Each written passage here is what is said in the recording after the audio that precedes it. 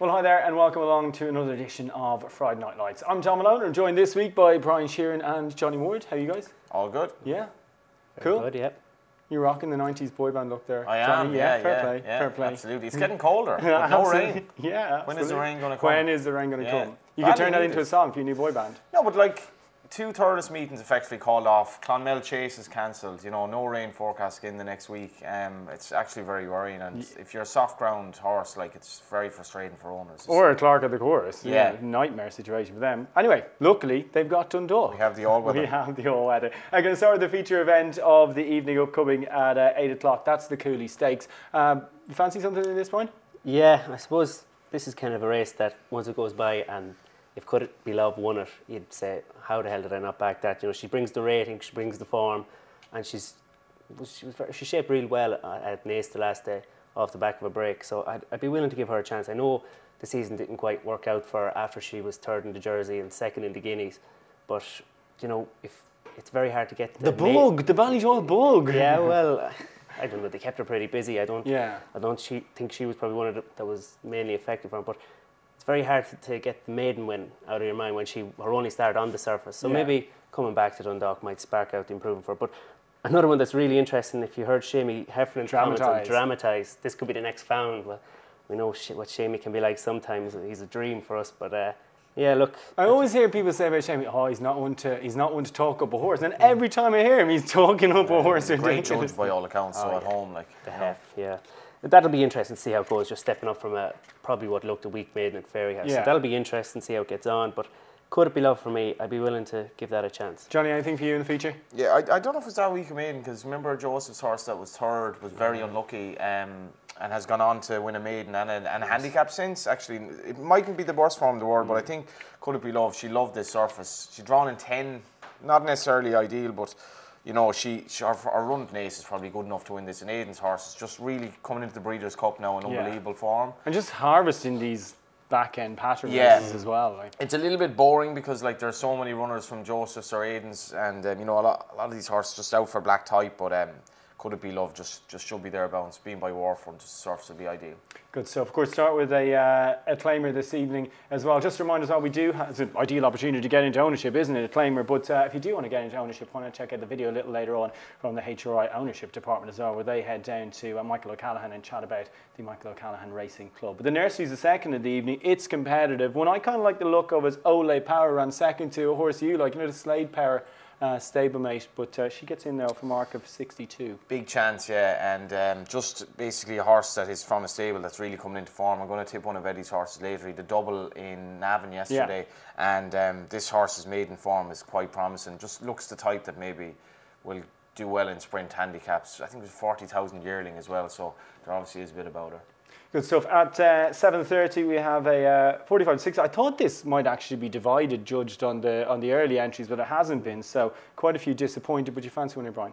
Yeah, my biggest fancy of the night comes in the last. But I just have to say, look, I'm a self-proclaimed lover of Ado McGuinness. We've talked about him many times, but he's done a tremendous job with this Bittersweet, the top weight, carrying an extra £6. I know she did it well the last day, stepping up from a claimer into the handicap company for Ado. Just Ben Cohen, who we'll speak about later, about the apprentice battle that's going right down to the wire, and obviously we've had the championship has been kind of well sewn up for a long time now with Donica, but it's going to be interesting over the next couple of weeks, the apprentice battle. So I think Cohen might be able to claw one back on Shane Crowe. Yeah, of course, he only claimed 2 the last as well, because that was actually an apprentice handicap. He claimed the full 7 here, so he's only actually up £1 as well. Exactly, yeah. So I think she's progressive, this Bittersweet, so don't see why she might be able to complete the hat. Yeah, absolutely. Didn't like Pontefract, likes Dundalk. What about you, Johnny? You like this here? I'm massively keen on Reverberation here. I have to say it's one of my bets of certainly the Dundalk series so far.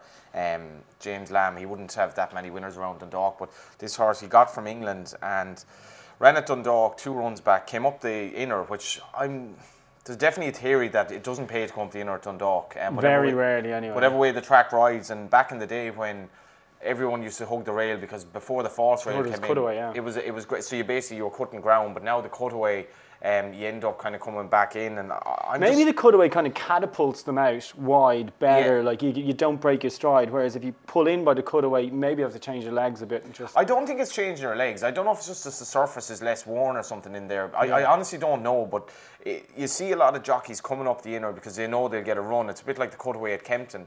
But in any event, this horse came up the inner 2 runs back, ran really well. But then at Gowran, I thought there was a massive eye-catching run. It was like put in at 20s, 25s the night before, went off, it was back into 4-1, went out to 8-1.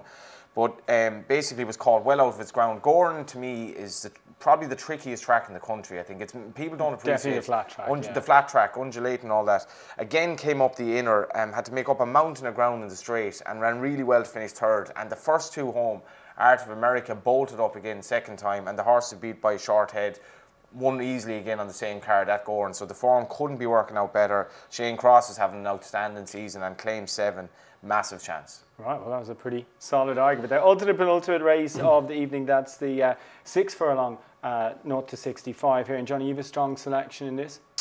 Yeah, it's supposed to be my second choice tonight, but Clare Island, a horse by Holy Roman Emperor with Oisin Orr, obviously one of the top apprentices as well, claiming. And this horse ran very, very well last time. I don't think it needs to improve. Has a decent draw on 5. Loves the course and distance. Yeah. Fairly straightforward horse. 4 runs in handicaps of a course and distance, right? Yeah. First, third, second. Yeah, and it sometimes looks like it's going to maybe find a bit more than it does. But I think if there's any pace in this race, which I think there will be, and as well as that, it's just very hard. The likes of RC Search has been desperately frustrating.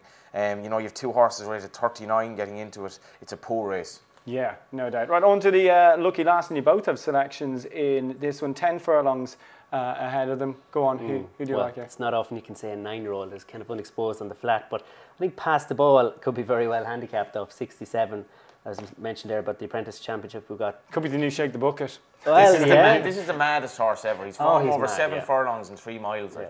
It was he 116 over fences, obviously a lot more than that over hurdles. He won a 30 grand handicap on over hurdles, a 3-mile handicap hurdle. Coming back to mile and 2 for Boots Madden and his son Tom, who is one of the best jockeys around Dundalk a treble as last well, week, and that gives him a slight chance. I think he's 25s or 33s in the apprentice battle. Whether he has the ammunition to go up against Shane Cross, who's got Joseph O'Brien and Ben Cohen, who everyone seems to love, I don't know, but I think this will definitely be a winner for him. Right, Johnny, you fancy one here as well? The treble at Dundalk was funny because he came in, he came in like this. And I only saw his right hand, and I was kind of looking at the photo, and I was like, that's not very gracious, like. Yeah. But anyway, then I saw the rest of the photo, and I was like, oh yeah, he did treble.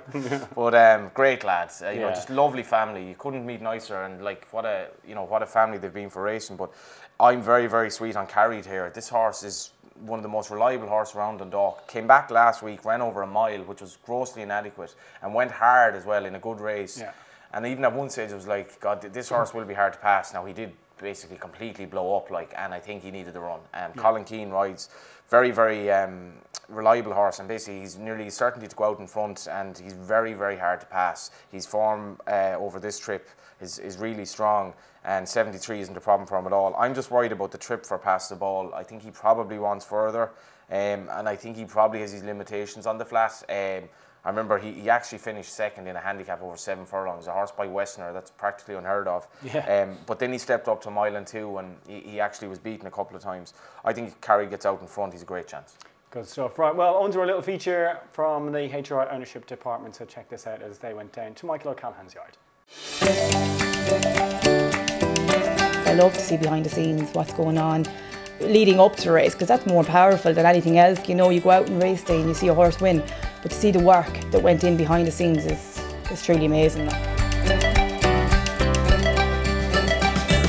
Michael wishes to remove the cloak of secrecy around racing, and we try to show as much behind the scenes as we can, so that even if you can't make it to the yard, that we're bringing the yard to you. We have videos of the gallops, we have horses loading up at feed time. The amount of information that we try to impart is what I believe our unique point is, and the interactive nature of it as well.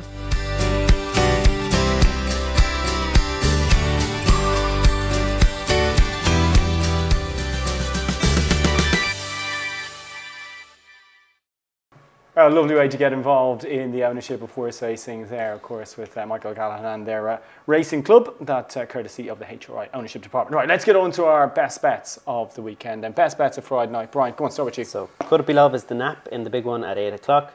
Bittersweet to complete the hat-trick in the 7:30, and Pass the Ball to beat Johnny's Carried in the finale.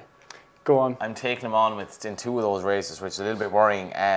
Reverberation has to be in the first 3 in the 7:30. I should mention Finn Vara in that race as well for the Maddens. That horse is well handicapped. I think that would be a danger as well as Brian's selection. But Reverberation in the 7:30. Second selection, Clare Island for Eddie Lynham in the 8:30. And in the lucky last, Carried. Good stuff. I fancy Eddie Lyons horse as well in the 6:30 there, Ole Power. I'm going to put up Bittersweet in the 7:30 and Dramatise in the feature, hopefully at a price in the Cooley Stakes. So thanks for watching, thanks for listening. We'll be back again next week with more Friday Night Lights.